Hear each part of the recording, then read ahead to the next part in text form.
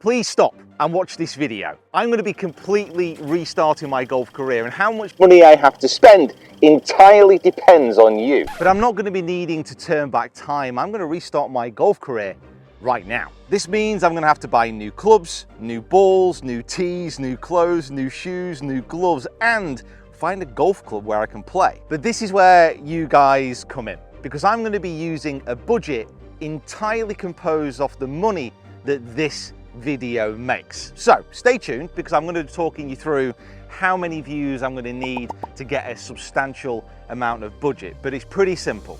The longer you watch this video, the more budget I'm going to have, and the more exciting that second video is going to be. So please be nice and watch to the end, but also be nice and hit that like button. The reason I'm really excited about this video is because I can show what a budget can actually do. I mean, I remember when I started my own golf journey way back when I was a junior golfer, not really having much. I managed to get a set of ping irons on my 15th birthday, which was by far the most expensive thing that I'd ever got.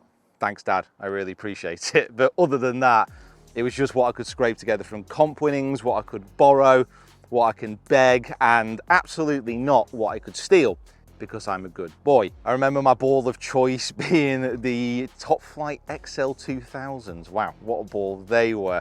I borrowed my mate's driver, which I was going to pay for about 2 years, a Ping IST, and then I got a set of blades off one of the assistant pros at Preston Golf Club in the end. Honestly, it was such a mishmash, but to try and progress my golfing career at that time, I was just taking whatever I could. And now I realize kind of what a lucky situation that I'm in, that I can have my pick of the clubs that I want. It's probably why I changed so much. Probably why I like such shiny things.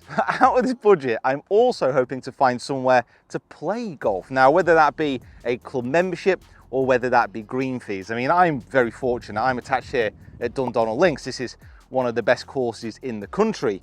But what can I find local to me? And can I expand my search area to let you guys know what is available, you know, not just in the UK, but maybe further afield. It's going to be a big project. Now, if you've watched my channel for a while, you'll know that I love golf clubs. I absolutely adore them. And when I restart my golf career, I'm going to be picking completely new ones. I'm going to have to get a lot of people watching this video if I want to get anywhere close to the budget I need to get something similar to my current bag.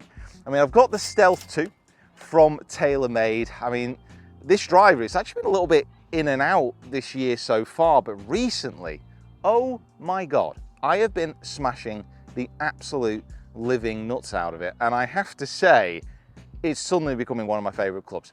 I'm hitting it really, really well, but this is top end of the market.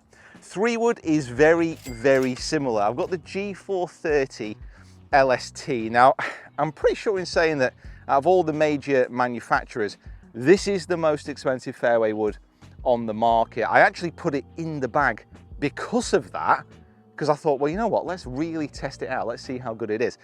I've been very pleased with it. I think it's a fantastic golf club, but it is still very early days to see if it's worth that kind of price tag. I have what I would call my helper, what I would call my little best friend, the Stealth 2 Hybrid. And oh my God, if I'm ever in dire straits, if I'm ever in need of a helping hand, this is the club that comes out of the bag. It finds fairways, it finds greens, out of rough, out of bunkers, out of the very depths of hell. I would trust this club to put me right. Absolutely love it. Now, shall we leave those irons till last? That's a big ticket item, I'm not gonna lie. Let's go putter. So I did a selection for my putter earlier in the year from Golf Bidder. So it's a second-hand club, which brought the price down a little bit. I might have to do a foray into the second-hand market quite a bit when rebuilding this bag. But the 2-ball from Odyssey, the OG version. So this is the new version of the old putter. Glad you're still with me. And it's been going really, really well. I like a mallet-headed design. I think my putting is average enough that I can pretty much use any club and I'll be okay. Wedges, Vokeys, again, these are top end.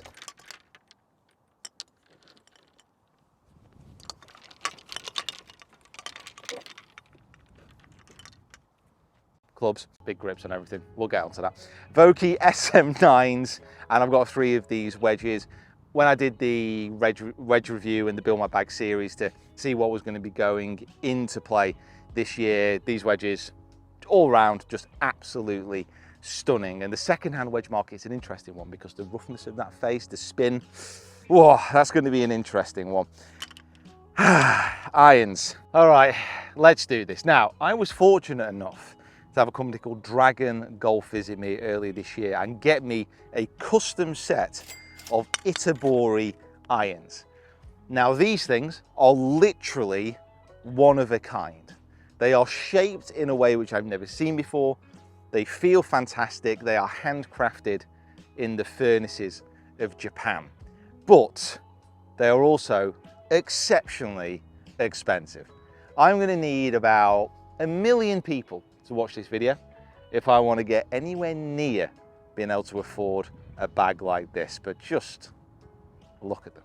So to restart an incredible bag of clubs, I reckon I'm going to need about £1,000 British sterling to achieve that amount and to give myself a really hefty chunk of cash to get on green fees or membership and the rest of the equipment that I'm going to need.